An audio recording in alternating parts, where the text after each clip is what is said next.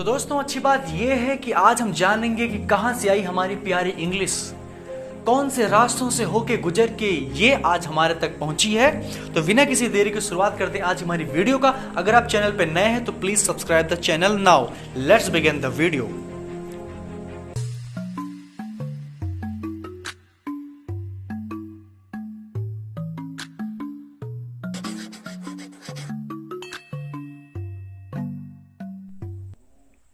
तो English language और literature के हिस्ट्री को जानने के लिए आइए हम फिर से आपको ले चलते हैं एक बार एक खूबसूरत से सफर पे। तो हम ये सफर आगे की तरफ नहीं करेंगे, हम ये सफर करेंगे लगभग 2000 साल पीछे। ठीक है, तो इंग्लैंड में सबसे पहले कुछ जातियां आई थी, कुछ ट्राइब्स आए थे जिनको हम कहते हैं सेल्ट्स, या इनको हम बोलते हैं गेल्स या ब्राइथॉन्स। खूब ध्यान से देखिएगा। और ये ट्राइब्स हैं और इसमें एक चीज और मिलती है, सेक्शन। इसका मतलब आपको मिला सेल्ट्स, ब्राइथॉन्स और ये सेक्शन। तो आपको 3 ट्राइब्स बताई जाती हैं कि ये सबसे पहले इंग्लैंड में थीं। ये कहां से आई, कब आई, कभी किसी को नहीं पता। ठीक है, जितने भी हिस्टोरियंस हैं हमारे उनको बिल्कुल नहीं जानकारी है। और ये जो ब्राइथॉन्स हैं, याद रखिए कि इन्हीं ब्राइथॉन्स के नाम पर इंग्लैंड का नाम ब्रिटेन पड़ा। क्या पड़ा? ब्रिटेन पड़ा। ठीक है ना। तो वीडियो को ध्यान से देखिए, बिल्कुल स्किप मत करिएगा, बिल्कुल लास्ट तक देखिएगा, तभी हमको पता चलेगा कि हिस्ट्री क्या है, ये इंग्लिश कहां से आया, इसकी लैंग्वेज कहां से आई, कहां से जनरेट हुआ, कहां से ओरिजिन है इसकी। ठीक है, अगर आपने बीच में हल्का सा स्किप कर दिया, क्योंकि ये मैंने क्रोनोलॉजिकल ऑर्डर में आपको समझाया है, बिल्कुल ईयर बाय ईयर। ठीक है, तो ध्यान से देखिए, आपको बताया गया कि वहां सबसे पहले 3 जातियां थी, उसके पहले कौन था, कैसे था, बिल्कुल नहीं पता। उन तीनों जातियों के नाम ये हैं। ठीक है, अगर हम टाइम के साथ साथ थोड़ा थोड़ा और आगे बढ़ते हैं तो ये जो अभी हमने बात किया ये बीसी में चल रहा था। ठीक है, ये बीसी में चल रहा था। अभी हम 43 एडी में आ गए हैं। ओके, जब 43 एडी में जूलियस सीजर, आप सब लोगों ने सुना होगा, जूलियस सीजर कहां आता है, ये इंग्लैंड आता है। लेकिन उस वक्त ये इंग्लैंड नहीं हुआ करता था, उस वक्त सिर्फ ऐसे इन्हीं नामों से जानते थे, लेकिन हम इंग्लैंड कह सकते हैं। ठीक है, ये जूलियस सीजर का एज माना जाता है। ये रोमन डायनेस्टी, जो रोमन का साम्राज्य था, वो धीरे धीरे स्टार्ट हो रहा है। अभी आप सोचोगे कि ये इंग्लिश की हिस्ट्री बता रहे हैं कि हमको हिस्ट्री बता रहे हैं, तो पेशेंस रखिए, हिस्ट्री से ही निकल के आएगी आपकी इंग्लिश की हिस्ट्री। ठीक है ना। और यहां का राजा कौन था, ये एम्परर क्लॉडियस। ये सबसे पहले आके इसने जीता, कौन था, जीता था जूलियस सीजर ने। अब यहां पे आके राज किसने किया, एम्परर क्लॉडियस। ठीक है ना। अब धीरे धीरे चीजें आगे बढ़ जाती हैं। अब ये 43 से, आप ध्यान से देखिएगा, ये 43 से ये 410 मतलब 43 ईस्वी से 410 ईस्वी तक यहां पे किसने राज किया, यहां पे राज किया रोमन्स ने। और रोमन्स ने राज किया, ये कहां के थे, रोम के थे। ठीक है ना। लेकिन 410 में ऐसा क्या हुआ कि रोमन विड्रॉ दियर आर्मी, रोमन ने अपनी आर्मी जो थी वो कहां से हटा ली, इंग्लैंड से हटा ली, और वहां इंग्लैंड छोड़ के चले गए। तो वहां से एक परसेप्शन बन जाता है कि जो लोग बाहर से आते थे इंग्लैंड में, वो इंग्लैंड में आते थे, रहते थे, लूटते थे, खाते थे, पीते थे, ठीक है, और मस्ती करते थे और चले जाते थे। तो एक परसेप्शन बन गया था कि मतलब यहां पे कोई रहने नहीं वाला था। ठीक है ना। तो यही चीजें आगे थोड़ा सा दिक्कत होती हैं, और दिक्कत क्या, दिक्कत से ज्यादा अच्छी चीजें होने वाली है। कभी कभी कोई बुरी चीजें हो जाती हैं अच्छी चीजों के लिए। ठीक है ना। तो वो क्या क्या हैं चीजें, बस बने रहिए वीडियो में। आगे क्या है, 450, अभी 410 से 450 तक। अभी 450 से एक नए एज की स्टार्ट होती है। ठीक है, वो कौन से एज हैं, वो एंग्लो सेक्शन। अभी जो सेक्शन ऊपर तीनों जातियां थी उस पे सेल्स हट गए, ब्राइथॉन से हट गए, एक कौन बचा था, सेक्शन। अब इस सेक्शन और इंग्लैंड के लोगों को क्या बोलते हैं, एंग्लो सेक्शन, एंग्लो। ठीक है, अब जब दो चीजें मिलाई जाती हैं, जैसे हम लोग एंग्लो इंडियन, कि मम्मी इंग्लैंड से हैं और पापा इंडिया से हैं, तो उसके जो बच्चे होंगे वो क्या हो जाएंगे, एंग्लो इंडियन, ठीक है ना। तो बिल्कुल एंग्लो सेक्शन पीरियड ये कब से कब चलता है, 43 से 450 तक, बात समझ में आई। इसके बाद में एक राजा और आता है, कौन, अल्फ्रेड द ग्रेट। इसका जिक्र मैं इसलिए कर रहा हूं क्योंकि ये लिटरेचर से बहुत प्रेम करता था। अभी मैंने लिटरेचर, लैंग्वेज, किसी भी चीज की बात नहीं, क्योंकि बस इतना ही बात कर रहा हूं कि ये कैसे कैसे क्रोनोलॉजिकल ऑर्डर में कैसे कैसे ये आगे बढ़ते हैं। अभी मैं फिर से जब बताऊंगा तो आपको चीजें बहुत अच्छे से समझ में आ जाएंगी, ठीक है ना। तो ये उसके बाद जब चीजें आगे बढ़ती हैं और कहानी आगे बढ़ती है हमारी, तो 1066 ईस्वी में एक ऐसी घटना होती है इंग्लैंड में, एक ऐसा तूफान आता है कि यहां से सारी चीजें बदल जाती। अभी अभी हमने बात किया कि इंग्लैंड में ये परसेप्शन बन गया था कि ये लोग आते थे, वहां पे रहते थे, खाते थे, पीते थे, और कुछ सालों बाद या कुछ 50 सालों बाद या कुछ 100 सालों बाद ये छोड़ के इंग्लैंड चले जाते थे, वहां के अस्थायी निवासी नहीं बनते थे। बट विलियम फर्स्ट जो है ये ऐसा नहीं था। और ये आया कहां से था, ये फ्रांस से आया था, केम फ्रॉम फ्रांस। कब आया था, 1066 ईस्वी में। खूब याद रखिएगा, खूब समझिएगा। और इस जो वॉर ऑफ हेस्टिंग है ये एक राजा है, ठीक है, एक राजा था वहां का, और उस राजा को हरा के हेराल्ड, वहां का राजा का नाम था किंग हेराल्ड जिसको बोलते हो आप लोग। बैटल ऑफ हेस्टिंग, वहां पे एक लड़ाई होती है, वहां पे राजा को मार दिया जाता है, क्योंकि उस राजा के ऊपर पहले से प्रेजिडिस था और पहले से पूर्वाग्रह था कि ये जो विलियम फर्स्ट है ये आएगा और मारेगा नहीं, ये आएगा, हम लोगों को जीतेगा, हम लोगों को राज करेगा, लेकिन ये चला जाएगा। लेकिन ये धारणा उसकी गलत थी। विलियम फर्स्ट आया, उसको मार दिया, और ये इंग्लैंड का राजा बन गया। कब बना, 1066 ईस्वी में, 25 दिसंबर 1066, ठीक है ना। इसको नाम क्या दिया जाता है, विलियम द कॉन्करर। अब मैं ये हिस्ट्री क्यों बता रहा हूं, मैं ये हिस्ट्री बताते बताते मैं थोड़ा सा अब मैं यहां से स्टार्ट कर रहा हूं। अच्छा देखिए, आपको पता है कि कोई भी राजा कहीं भी जाएगा, खूब ध्यान से देखिए, मैं यहां पे आपको डायग्राम के एक मेथड से आपको समझाना चाहूंगा। मान लीजिए ये किंग है, ठीक है, ये अपने देश में है, ये मान लीजिए ये फ्रांस, ये फ्रांस है, और ये विलियम फर्स्ट है। अब ये क्रॉस करके इसको जाना है कहां, इंग्लैंड। तो क्या ये अकेले जाएगा, ये अकेले नहीं जाएगा, ये अपने साथ में आर्मी ले जाएगा।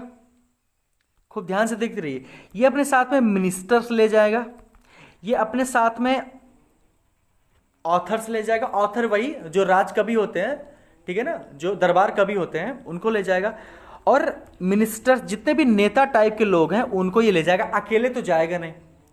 अब खूब ध्यान से देखिएगा, ये लोग फ्रांस से इंग्लैंड आ गए। तो जो लोग फ्रांस से इंग्लैंड आ गए वो सिर्फ खुद तो नहीं आए, वो अपने साथ में फ्रेंच लैंग्वेज भी लेकर गए।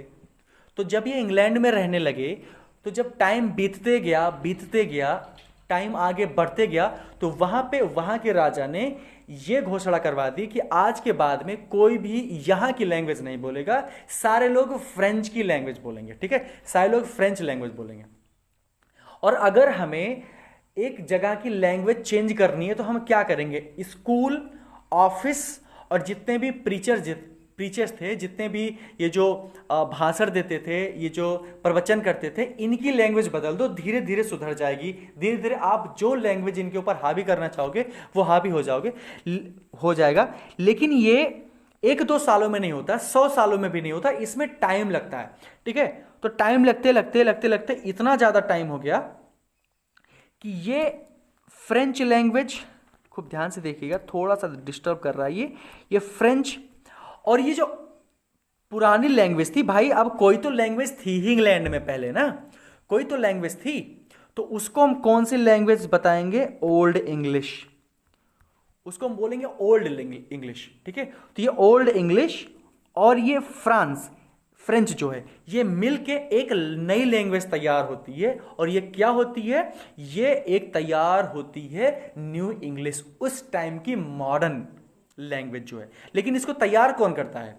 इसका पूरा श्रेय जाता है जब 1300 ईस्वी में पैदा होते हैं जियोफ्री चौसर, पूरा श्रेय इनको जाता है। अब हम चौसर के बारे में थोड़ी सी जानकारी रखेंगे कि चौसर एक्चुअल में थे कौन। ये एक डोमिनेंट कैरेक्टर थे भाई, नॉर्मल आदमी तो ऐसा कर ही नहीं सकता ना। उस टाइम ये वही लोग कर सकते थे जो सत्ता में थे, जो थोड़ा पावरफुल कैरेक्टर थे, ठीक है ना, जिनको यहां आने जाने की आजादी थी। तो चौसर बिल्कुल वही आदमी थे। थोड़ा सा जान लेते हैं इनके बारे में। चौसर थे कौन? जियोफ्री चौसर, ओके ये क्यों परेशान कर रहा है भाई। जियोफ्री चौसर, इनका बर्थ 1314 से 40,000 इतना माना जाता है, 100 माना जाता है। ये एक सीनेटर थे, एमपी थे, मेंबर ऑफ पार्लियामेंट थे, ये ब्यूरोक्रेट थे, यहां पे सी ब्यूरोक्रेट ऑथर भी थे। अब इन्होंने क्या किया, इनको पूरी फ्रीडम दी गई कि आप जाइए, आप इस देश जाइए, उस देश जाइए, आपको बिल्कुल यहां वहां आने जाने की आजादी है। तो ये सिर्फ गए, तो ये सिर्फ वहां पे जाके घूम के खा के पी का पिज्जा बर्गर खा के नहीं आए कि हम जयपुर जाएं तो वहां का अलग खा के आए, आगरा जाएं तो वहां का पेठा खा के आए, तो ऐसा नहीं था। वहां पे ये गए तो जर्मनी भी गए, तो जर्मनी से सिर्फ जर्मनी वो घूम के नहीं आए, वो जर्मनी से गए तो कुछ लैंग्वेज वहां से लेकर आए। फ्रेंच यहां पे पहले से थी ही। तो ये एथेंस गए, एथेंस जिसको हम कहते हैं लैटिन, हम सुनते हैं ना कि ये जो वर्ड है ये लैटिन शब्द के यहां से ली गई है। तो ज्यादा से ज्यादा 70 से 80% तक जितनी भी लैंग्वेजेज हैं, जितने भी वर्ड्स हैं, वो कहां से अडॉप्ट किए गए हैं? वो लैटिन और ग्रीक से अडॉप्ट किए गए हैं। तो ये वही कारण है, ये सारी चीज, ये सारे फसाद की जड़ यहीं से निकल के आती है, ठीक है। तो ये सारी लैंग्वेज जो मिलके तैयार होती है, जर्मनी, फ्रेंच, एथेंस और लैटिन से जो मिलके एक नई लैंग्वेज तैयार होती है, ये बनकर तैयार होती है न्यू इंग्लिश। इसको हम आज किस नाम से जानते हैं? इंग्लिश के नाम से जानते हैं। और उस वक्त, मतलब अगर हम आज देखेंगे 2021 में, तो उस वक्त की ये मिडिल, मतलब इस वक्त वो मिडिल इंग्लिश कहलाएगी, ठीक है। लेकिन अगर हम बात करेंगे 1400 की, तो उस वक्त ये मॉडर्न इंग्लिश है ना, आज हम उसको मिडिल इंग्लिश कहते हैं, ठीक है ना। तो एक नई लैंग्वेज की जो स्टार्टअप है वो वहीं से स्टार्ट होता है। ये पूरा श्रेय किसको जाता है? जेफरी चौसर को जाता है, ठीक है। और इसीलिए इनको क्या बोलते हैं? Father of English language. अभी मैंने लैंग्वेज कहा है, लेकिन ये फादर ऑफ इंग्लिश लिटरेचर भी है। लिटरेचर क्यों है, मैं थोड़ा सा बात कर लेता हूं आज। देखिए, सबसे पहले हमको कुछ भी सीखना होगा, सबसे पहले हमको अगर कुछ भी सीखना होगा तो हम सबसे पहले लैंग्वेज ना सीखेंगे, हम लैंग्वेज सीखेंगे, उसके बाद हम कुछ लिखेंगे। जैसे हमको सीखना होगा ABCD, हमको इंग्लिश सीखनी है, तो क्या सबसे पहले हम PV शैली, जॉन कीट्स, विलियम वर्ड्सवर्थ के ये हम पोएम ही पढ़ने लगेंगे? नहीं, ऐसा तो नहीं है। सबसे पहले हम उसके लेटर्स को पढ़ेंगे, लेटर को लिखने की कोशिश करेंगे, ठीक है। तो बिल्कुल वैसे ही था उस टाइम कि एक नई लैंग्वेज अडॉप्ट कर रहा था इंग्लैंड, एक बिल्कुल नई लैंग्वेज जिसके बारे में वहां के लोग बिल्कुल नहीं जानते थे। सिर्फ कौन जानता था? सिर्फ डोमिनेंट लोग थे, जो ब्यूरोक्रेट्स थे, जो ऑफिस में बैठते थे, जो सत्ता में बैठते थे, बिल्कुल उन्हीं को जानकारी थी, ठीक है ना। तो जियोफ्री चौसर वहीं से थे। तो इन्होंने धीरे धीरे अपने वर्ड्स लिखना स्टार्ट किए, तो धीरे धीरे ये जो इंग्लिश है ये लोगों तक पहुंचने लगी, और जब लोगों तक पहुंचने लगी तो सब लोगों ने इसको बहुत पसंद किया। इसीलिए आज इंग्लिश इंटरनेशनल लैंग्वेज है। ये क्यों है लैंग्वेज, मैं इसकी बात थोड़ा सा और कर लेता हूं आपसे। क्योंकि ये जिस देश में जाती है वहां से ये चीजें अडॉप्ट कर लेते हैं। इंग्लिश अपने में कोई लैंग्वेज नहीं है, ये कई देशों से ली गई एक लैंग्वेज का मिश्रण है। ये लैटिन से ली गई है, ये ग्रीक से लिया गया है, ये फ्रेंच से लिया गया है, जब विलियम फर्स्ट आया अपने साथ में ढेर सारी लैंग्वेज लेके, ये जर्मनी से ली गई है। ये जो ओल्ड इंग्लिश है, ये जो पुराने एंग्लो सैक्सन और एंग्लो नॉर्मन्स, ये जितने भी लोग थे, ये सारे लोग जितने लोग हैं, ये एक लैंग्वेज बोलते थे, और उसी लैंग्वेज को मिक्स करके एक नई लैंग्वेज क्या बनाएगी? इंग्लिश बनाएगी। अच्छा, ऐसा नहीं कि हम इंडिया में रह रहे हैं, अब ऐसा नहीं कि इंडिया से कोई भी लैंग्वेज, कोई भी वर्ड नहीं लिया गया है। देखो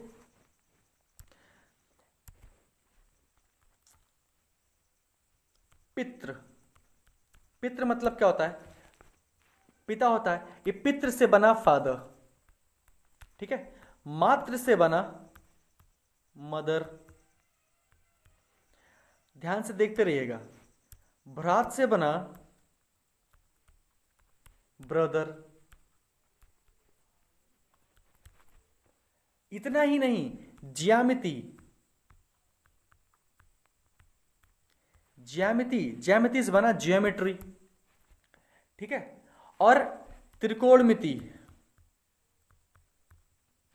त्रिकोणमिति से बना ट्राइग्नोमेट्री। तो ये संस्कृत लैंग्वेज से भी लिया गया है, ठीक है। तो हम ये नहीं कह सकते हैं कि यह इंग्लिश में सिर्फ एक लैंग्वेज का हाथ है, इंग्लिश में कई लैंग्वेजेस का हाथ है। इंग्लिश कई लैंग्वेजों का एक समूह है।